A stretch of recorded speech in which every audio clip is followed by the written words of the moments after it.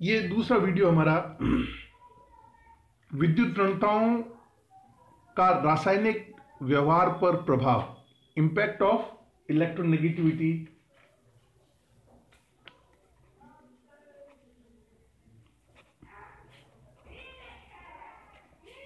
On chemical behaviour.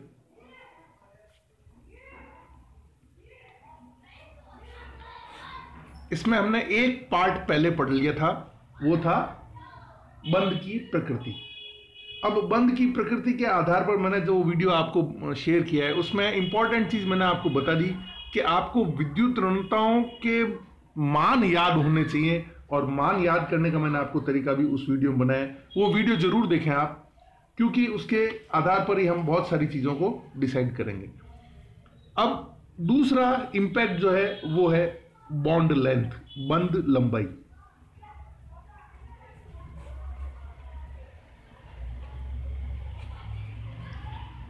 कैसे electronegativity जो है बंध की लंबाई को प्रभावित करता है। देखो, जिन परमाणुओं के मध्य विद्युत ऋणताओं का अंतर अधिक होगा उनकी बंध दूरी दोनों परमाणुओं की सहसंयोजक त्रिज्याओं के योग से कम होती है। Very important concept.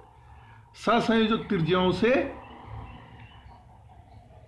सहसंयोजक ए कोई एटम है, बी कोई एटम है, ये इसकी कोवेलेंट रेडियस है, ये इसकी कोवेलेंट रेडियस है, ठीक है। अब यदि, और एक कोई मान लो सी है,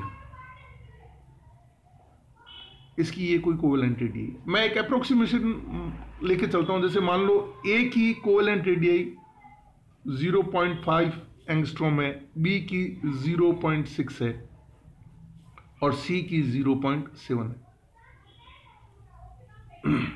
ठीक है। ए जब बी से अच्छा, इनमें सी की electronegativity of C is greater than B is greater than A है। तो ए और सी के बीच जो बंध बनेगा उसमें डिफरेंस इन इलेक्ट्रोनेगेटिविटी क्या होगी? ज्यादा। ए और सी के जो बीच बंध बनेगा उसमें difference of electronegativity will be more than A B bond, क्योंकि electronegativity of carbon C is greater than B is greater than A. तो अब जो बंध ए और सी के बीच में बना, इनकी जो सहसंयोजक त्रिज्या हैं उनका योग ए और सी का कितना होना चाहिए? ए 0.5, जी 0.7, 0.7 plus 0.5। So the bond length of A C should be होनी चाहिए कितनी? 1.2। लेकिन नहीं, ये ए सी के बीच में चूंकि डिफरेंस इन इलेक्ट्रोनेगेटिविटी ज्यादा है, it will B not equal to 1.2, it will be less than 1.2।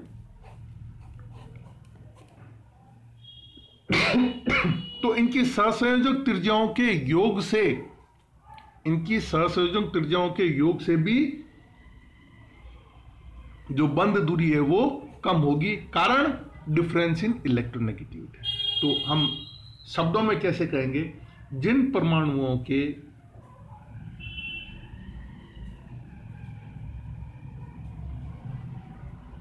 मध्य विद्युत ऋणात्मकता या विद्युत ऋणता का अंतर अधिक होता है,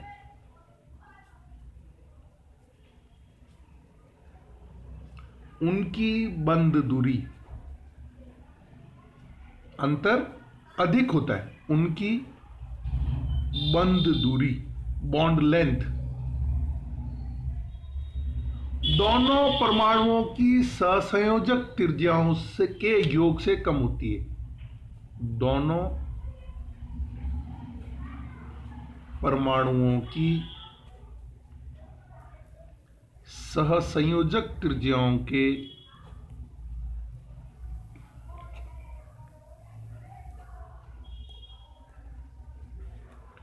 योग से कम होती है। वापस देखो इसको, ए बी सी तीन तत्व हैं, इलेक्ट्रोनेगेटिविटी सी की बी से ज्यादा है, बी की ए से ज्यादा है।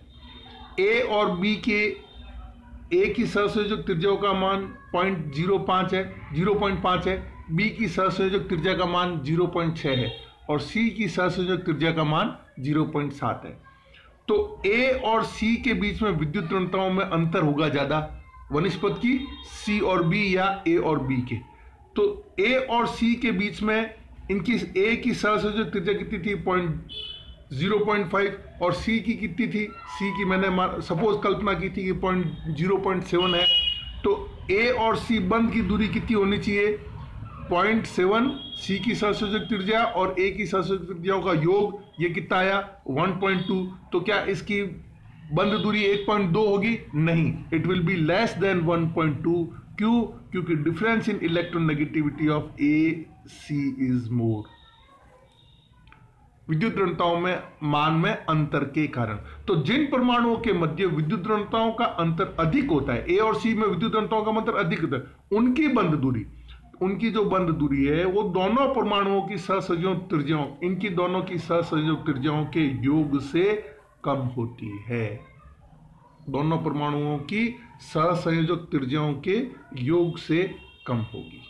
ठीक है, so this is effect of impact of electronegativity on chemical behaviour, और वो केमिकल बिहेवियर हमने बंद लंबाई के रूप में डिस्कस किया। अब आता है अपना नेक्स्ट पॉइंट है बॉन्ड पोलैरिटी, बंद ध्रुवता। बंद ध्रुवता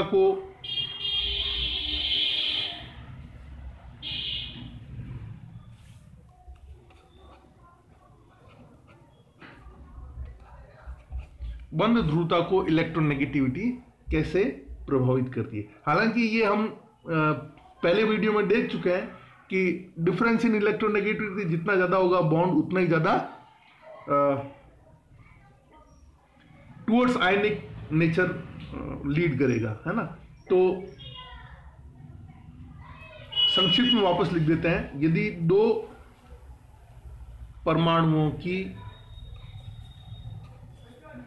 विद्युत ऋणात्मकता या विद्युत ऋणता का अंतर शून्य है या लेस देन 0.8 है तो अध्रुवीय नॉन पोलर बंद होगा।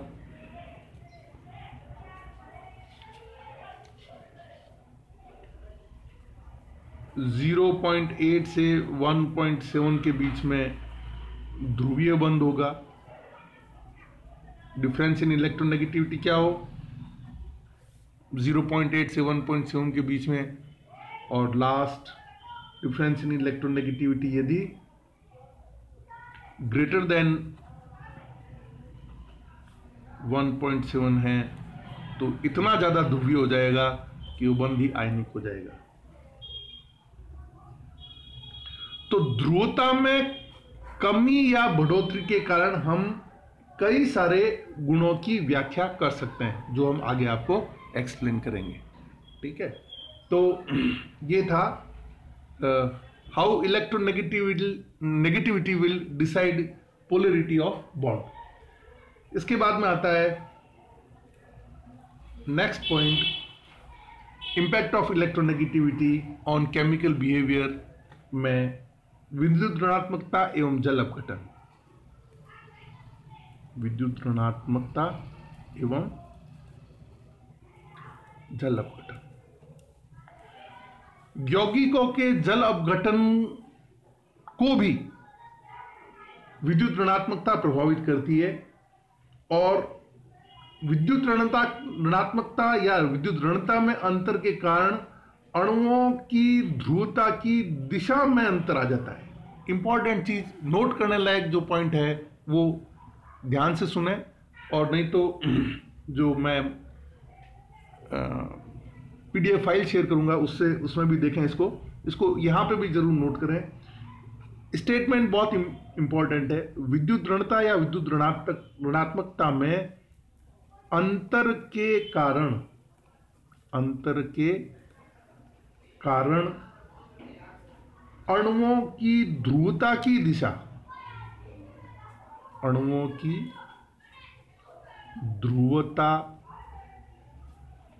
दिशा डायरेक्शन ऑफ द पोलरिटी, ध्रुवता की दिशा में अंतर आ जाता है।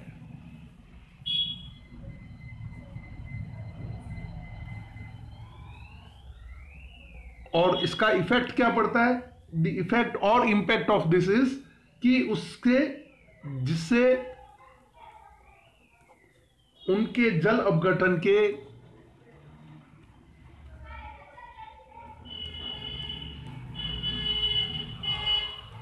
उत्पाद भी भिन्न भिन्न होते हैं।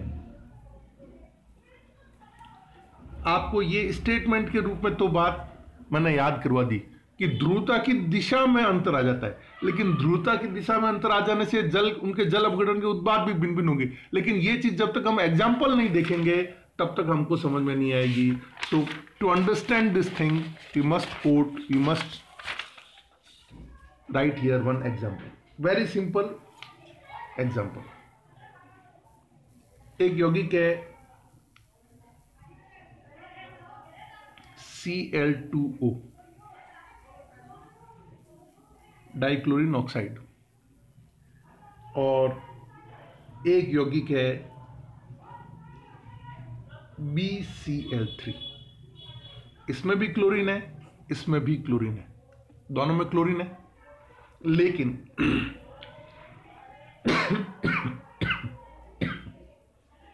आपको इन दोनों के जल अपघटन के उत्पाद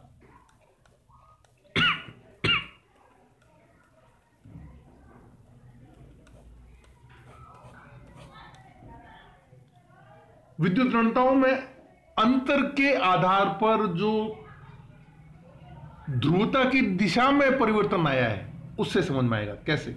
मैंने अभी बताया कि इसमें भी क्लोरीन है, इसमें भी क्लोरीन है, लेकिन यहां क्लोरीन की विद्युत ऋणता जो है, क्लोरीन की विद्युत ऋणता का मान 3.0 है, ऑक्सीजन की विद्युत ऋणता का मान 3.5 है। मैंने टेबल याद करवाई थी आपको। और लिथियम, बेरिलियम, बोरोन, लिथियम की 1.0, बेरिलियम की 1.5 और बोरोन की 2.0।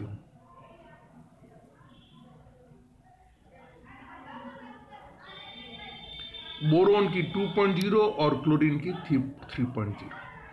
देखिए इन दोनों में तो डिफरेंस इन इलेक्ट्रोनेगेटिविटी में ऑक्सीजन की ज्यादा है, क्लोरीन की कम है। लेकिन यही क्लोरीन जब बोरोन के साथ में युक्त होता है तो उसकी इलेक्ट्रोनेगेटिविटी से ये ज्यादा है।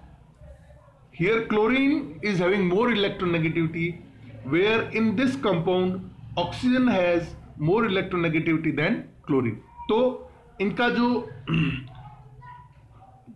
बंध की ध्रुवता की दिशा में अंतर जो कि मैंने बात कही है, विद्युत अंतर के कारण अणुओं की ध्रुवता की दिशा में अंतर रहता है, वो देखिए, उस चीज को अनुभव कीजिए।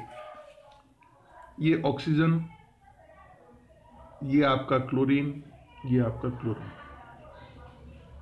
ठीक है। क्लोरीन की इलेक्ट्रोनेगेटिविटी ऑक्सीजन से कम है, ऑक्सीजन की 3.5 है, क्लोरीन की 3.0 है। तो इसके ऊपर यदि भी आएगा चार्ज तो क्या आएगा? पार्शियल पॉजिटिव और इसके ऊपर पार्शियल नेगेटिव, ठीक है। अब जब हम इसका जल अपघटन करेंगे तो ये आपके हो गया वाटर का मॉलिक्यूल, ये वाटर का H और ये OH।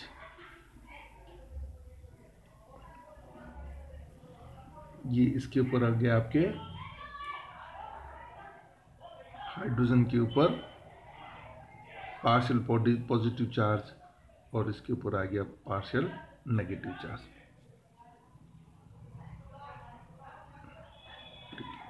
तो इस तरह से ये टूटेगा तो एक मॉलिक्यूल HOCl, दूसरा मॉलिक्यूल HOCl, तो प्रोडक्ट क्या बनेगा? Twice molecule of HOCl, hypochlorous acid.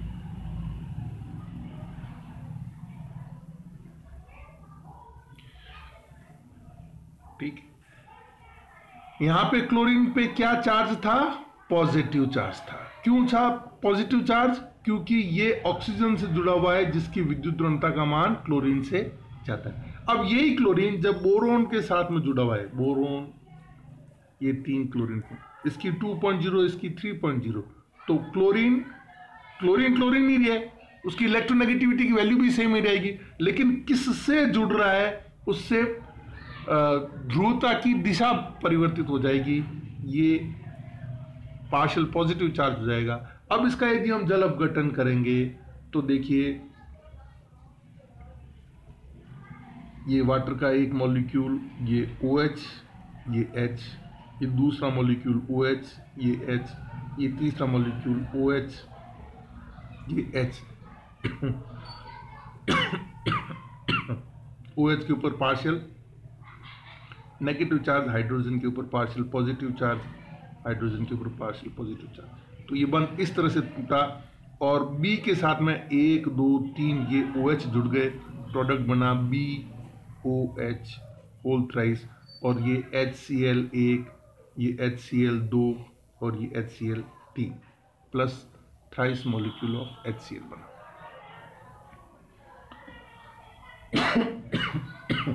तो क्वेश्चन पूछा जाता है, समझाओ क्यों Cl2O का जल अपघटन करने पर हाइपोक्लोरस एसिड बनता है, जबकि BCl3 का जल अपघटन करने पर BOH होल थ्राइस या H3BO3 प्राप्त होता है, प्लस HCl मिलता है। क्यों? The reason is difference in electronegativity. Direction of polarity is change. ठीक है, so this is the next important part on the basis of electronegativity, कि हम इलेक्ट्रोनेगेटिविटी के आधार पर किस प्रकार जल अपघटन को समझा सकते हैं। जल अपघटन के उत्पाद हमको अलग अलग प्राप्त होंगे। अगले वीडियो में हम बाकी बचे हुए 2 पॉइंट का डिस्कस करेंगे। Thank you.